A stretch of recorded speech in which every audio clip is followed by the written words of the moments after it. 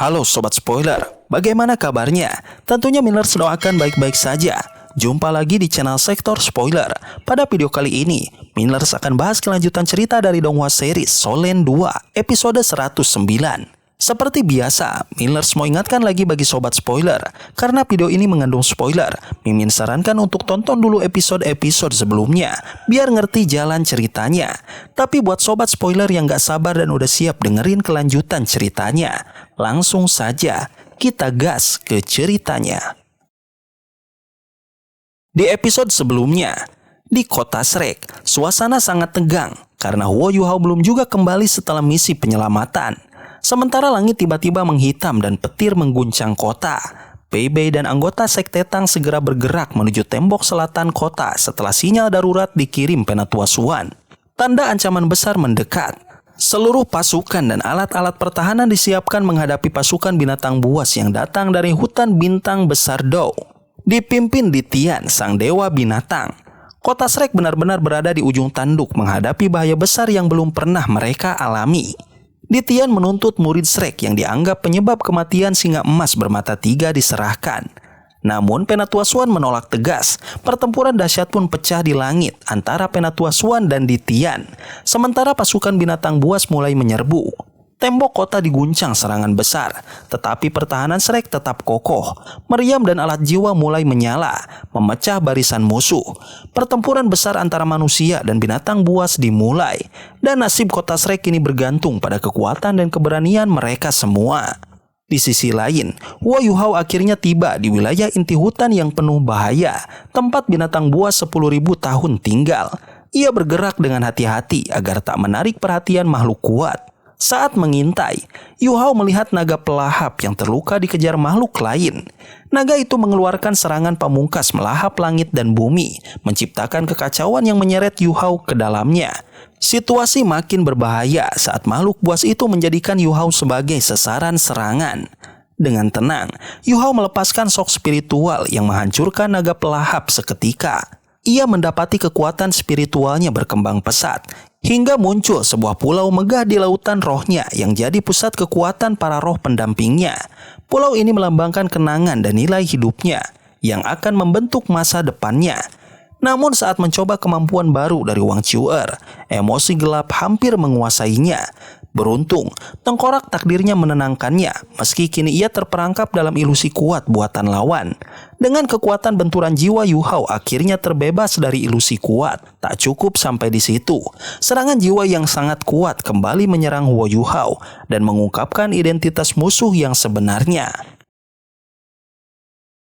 Di episode selanjutnya, Huo Yuhao menghadapi tiran mata jahat yang sangat kuat. Seekor binatang jiwa 100.000 tahun dengan garis keturunan paling murni. Dengan keterampilan jiwa tipe kontrolnya, seperti kebingungan spiritual dan pelemahan massa, Huo Yuhao sempat memperlambat gerakan lawannya. Namun, tiran mata jahat tetap percaya diri karena merasa kekuatan jiwa Huo Yuhao tidak sebanding dengannya. Ia yakin dalam waktu singkat bisa menghancurkan manusia yang dianggap lemah ini, tanpa menyadari bahwa ia telah meremehkan lawannya. Saat tiran mata jahat meluncurkan serangan mematikan berupa sinar cahaya perak dari matanya, Huo Yuhao mengaktifkan mata takdir dan kemampuan khususnya. Tubuh Huo Yuhao seolah menjadi ilusi, dan sinar perak itu melintas tanpa menyentuhnya. Tiran mata jahat terkejut melihat Huo Yuhao tetap utuh. Dengan tenang, Huo Yuhao mengirim dua cahaya hitam dan putih yang menyebabkan kekuatan tiran mata jahat melemah drastis. Seluruh hutan di sekitar mereka seperti terdiam dalam cahaya mawar emas yang dipancarkan Huo Yuhao. Dalam tekanan cahaya mawar emas, tubuh tiran mata jahat membeku.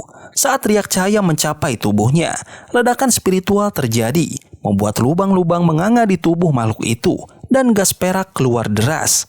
Tiran mata jahat tidak percaya dirinya bisa dilukai dengan serangan spiritual lawannya. Namun, Huo Yuhao tetap fokus, dan dengan kekuatan penuh, ia menembakkan cahaya mawar emas dari mata takdir ke mata tiran mata jahat, membuat luka yang dalam di tubuh binatang jiwa tersebut. Huo Yuhao lalu menyerang dengan tinju kenangan, sebuah tinju yang penuh kekuatan spiritual dan kenangan, menghasilkan ledakan besar yang menembus tubuh tiran mata jahat. Serangan itu menghancurkan pertahanan lawannya, membuat tentakel-tentakelnya terhenti di udara. Dari luka besar di mata tiran mata jahat, tombak naga emas muncul kembali ke tangan Huo Yuhao, menarik energi kehidupan dari tubuh makhluk itu untuk memulihkan kekuatan Huo Yuhao. Saat energi kehidupan mengalir ke tubuhnya, warna di wajah Huo Yuhao perlahan kembali. Namun, dia tetap waspada. Ketika dia melihat secercah cahaya perak hendak melarikan diri, dia segera mengayunkan cakar teror emas gelap untuk menghancurkan sisa kekuatan tiran mata jahat, memastikan makhluk itu benar-benar dikalahkan tanpa menyisakan ancaman. Namun usahanya gagal meskipun menggunakan cakar teror emas gelap dan tombak naga emas. Kristal itu begitu kuat karena dilindungi penghalang spiritual. Menyadari kekuatan fisik tak berguna, Huo Yuhao melepaskan api pemurnian, nyala api putih yang dirancang khusus untuk membakar roh. Api ini membuat kristal perak itu mulai meleleh perlahan, sambil melepaskan aliran udara keperakan yang segera terbakar habis. Akhirnya, muncul cincin jiwa merah darah dari tubuh tiran mata jahat. Saat Huo Yuhao hendak menyerap cincin jiwa itu, ia menemukan tengkorak perak kecil yang merupakan tulang tengkorak tiran mata jahat. Namun, secara mengejutkan, tengkorak itu tersedot ke dalam mata takdir di dahinya, seolah dimakan oleh tulang tengkorak singa emas 3 mata miliknya. Huo Yuhao merasa hangat saat menyadari mungkin ada sisa kesadaran Wang Chuer yang masih tersisa. Namun, ia segera sadar tak boleh berlama-lama karena tempat itu sangat berbahaya. Sehingga ia menggunakan alat jiwa khusus untuk menyimpan cincin jiwa itu dan bersiap pergi. Saat Huo Yuhao terbang menjauh, tiba-tiba terdengar suara marah yang menggetarkan seluruh hutan iblis jahat. Suara itu memanggil penuh kemarahan, mencari siapa yang telah membunuh anaknya. Suara ini berasal dari makhluk kuat yang kekuatan spiritualnya begitu dahsyat hingga membuat binatang-binatang buas di hutan tersungkur kesakitan. Huo Yuhao baru sadar bahwa tiran mata jahat yang ia bunuh ternyata adalah anak dari penguasa hutan itu, sang kaisar jahat. Dalam kepanikan, Huo Yuhao mengerahkan seluruh kekuatannya untuk melarikan diri. Ia mengaktifkan imitasi dan interferensi spiritual ke tingkat tertinggi agar tak terdeteksi. Namun, berbagai binatang buas mulai muncul dan mencoba menghalanginya. Sementara raungan kaisar jahat terus bergema, menambah ketegangan di udara. Huo Yuhao hanya bisa berharap kaisar jahat butuh waktu untuk sepenuhnya terbangun dan tak segera mengejarnya. Namun harapan Huo Yuhao pupus seketika. Sebuah pilar cahaya merah raksasa muncul di tengah hutan iblis jahat, menjulang ribuan meter menembus langit hingga membelah awan. Pilar itu memancarkan sinar merah darah yang menodai langit dan bumi. Lalu perlahan membentuk mata merah raksasa yang menatap ke bawah. Dari langit, terdengar seruan penuh amarah, suara sang kaisar jahat yang mencari anaknya. Getaran spiritual dari seruan itu meluas hingga hampir seluruh hutan, membekukan binatang-binatang buas dalam ketakutan. Huo Yuhao yang tengah melarikan diri pun tak luput dari jangkauan getaran ini. Getaran spiritual sang kaisar jahat menyentuh alat penyimpanan cincin jiwa Huo Yuhao, memicu panas di tubuhnya. Huo Yuhao langsung sadar bahwa keberadaan cincin jiwa tiran mata jahat yang dibawanya telah terdeteksi. Dalam sekejap, mata merah di langit memancarkan pilar cahaya menakutkan yang jatuh tepat ke tempat Huo Yuhao berada. Ledakan dahsyat terjadi. Tanah dan hutan dalam radius ribuan meter musnah, menjadi tanah mati tanpa setitik hijau pun. Huo Yuhao lenyap dalam ledakan dahsyat itu, seolah ditelan bumi. Namun, di balik kehancuran itu, Huo Yuhao ternyata masih hidup. Tubuhnya compang-camping, penuh debu dan luka.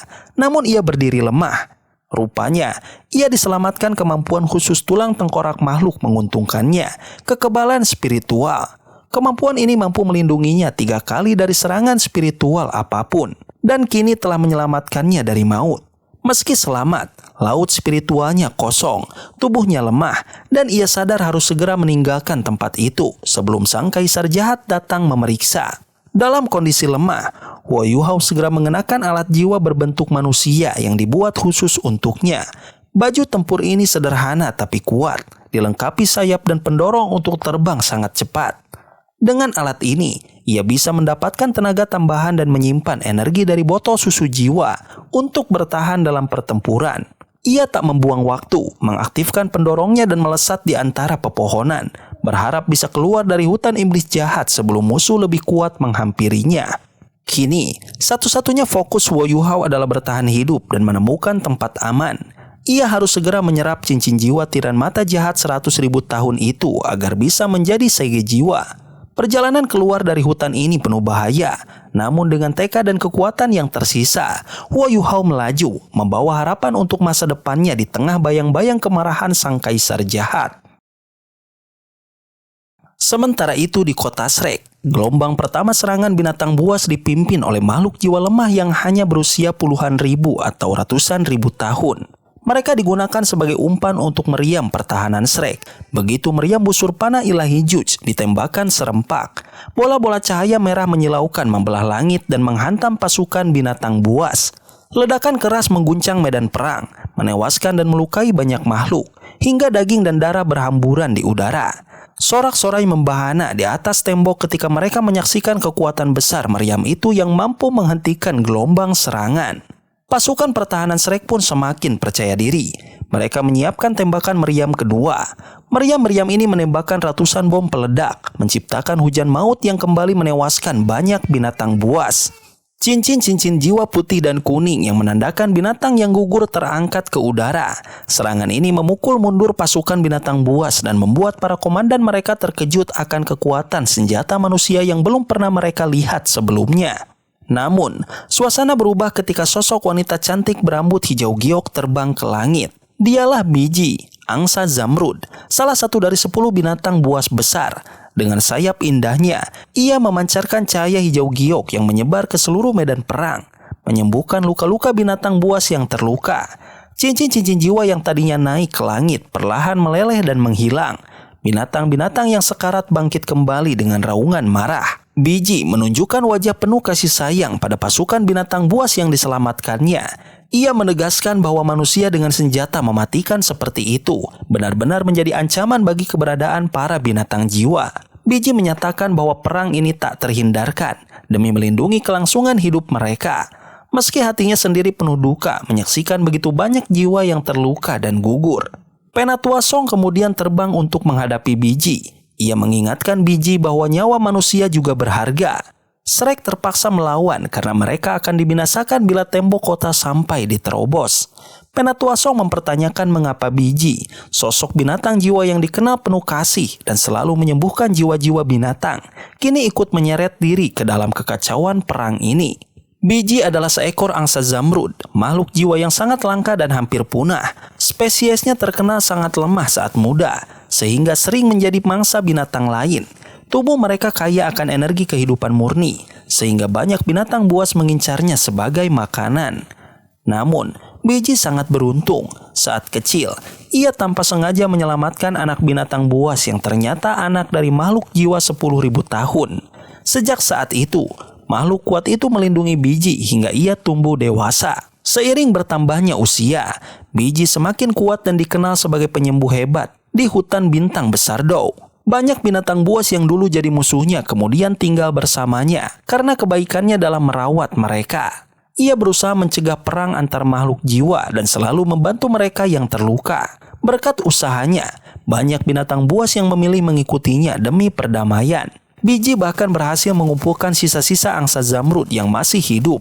Kemampuan Biji berkembang pesat. Dalam waktu 100.000 tahun, ia menembus berbagai batas kultivasi dan mencapai tingkat yang luar biasa.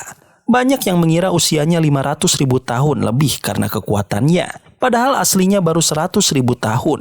Bersama singa emas bermata 3 dan perlindungan dari makhluk kuat lainnya, ia membantu hutan bintang besar Dou berkembang pesat dalam 10.000 tahun terakhir, hingga memiliki pengaruh besar bahkan di antara makhluk-makhluk kuat seperti di Tian. Kini, Biji berada di garis depan perang. Meski terkenal cinta damai, kali ini ia ikut mendukung perang melawan manusia karena merasa keberadaan senjata manusia mengancam kelangsungan hidup binatang buas. Ia melindungi pasukan binatang buas dari serangan meriam Shrek. Bom-bom besar yang ditembakkan pasukan manusia tak mampu menembus pertahanannya, sementara ia memperkuat pasukannya dengan energi kehidupan yang luar biasa. Melihat hal ini, Penatua Song sadar bahwa Biji harus dihentikan. Ia menyerang dengan cepat, berubah menjadi sosok elang besar yang gesit dan kuat. Meski sempat mencakar Biji, serangannya tak mampu menembus pertahanan lawan. Saat itu, seekor harimau emas bersayap datang menyerang, tapi berhasil dihalau Penatua Song. Pertempuran di langit pun memanas, dengan Penatua Song berjuang keras untuk menghalangi Biji yang terus memberi kekuatan pada pasukan binatang buas. Meski Biji dikenal sebagai makhluk penyembuh, ia tak punya kemampuan bertarung sekuat lawannya. Serangan-serangan Penatua Song sangat cepat dan berbahaya. Tapi tiba-tiba cahaya ungu muncul di langit, menghentikan serangan itu. Cahaya itu datang dari Ditian, makhluk buas terkuat di dunia, yang membuat posisi Shrek semakin terdesak. Dalam sekejap, Penatua Swan yang bertarung mati-matian pun tumbang. Tubuhnya diliputi kilatan petir ungu. Saat situasi makin genting, cahaya emas muncul dari arah kota Shrek. Cahaya itu berubah menjadi naga emas besar, yaitu roh Penatuamu yang selama ini tersembunyi di pohon emas. Dengan kekuatannya, ia menolong Penatua Swan dan menghadang serangan mematikan Ditian. Pertarungan langit pun menjadi seimbang sejenak, dengan cahaya emas dan hitam saling beradu. Semua makhluk, baik manusia maupun binatang buas, terdiam menyaksikan dua kekuatan besar itu berhadapan.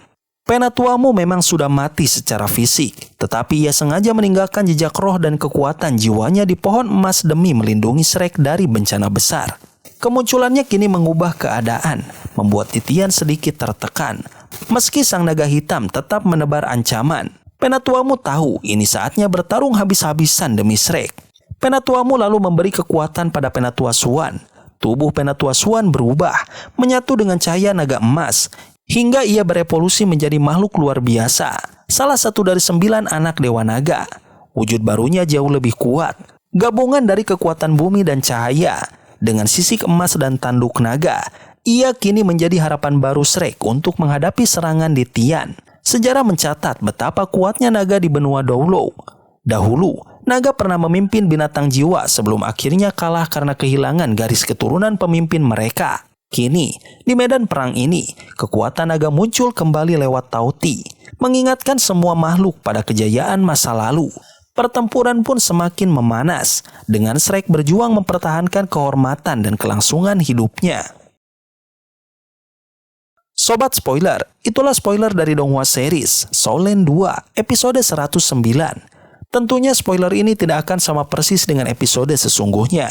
Maka dari itu, jika ada kesalahan dalam kata ataupun istilah, serta kekurangan atau kelebihan durasi, harap dimaklumi.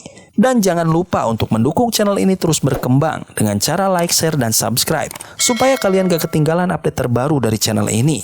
Terima kasih banyak sudah menonton video ini sampai akhir Sobat Spoiler. Kritik dan saran positifnya silahkan di komentar. Sampai ketemu lagi di video berikutnya. Sampai ketemu lagi di video berikutnya. Tetap semangat dan sampai jumpa.